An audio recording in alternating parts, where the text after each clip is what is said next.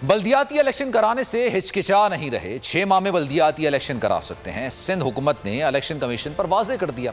Election commission में पेशी के बाद मीडिया से गुफ्तगू में सूबाई वजीर नासिर हुसैन शाह और तर्जुमान सिंध हुकूमत मुर्तज़ा वहाब बोले, बल्दियाती इंतखाबात आइन और कानून इसके अलावा नई मरदमशुमारी के मुताबिक होंगे। उन्होंने कहा कि मरदमशुमारी का मामला वफाकी हुकूमत के पास ज़ेरे इल्तिवा है। अपना कानूनी एतराज़ पार्लियामेंट के सामने जमा कराया है। इलेक्शन कमीशन से कहा है कि वफाकी हुकूमत को पेंटिंग केस पर फैसला करने की हिदायत करे।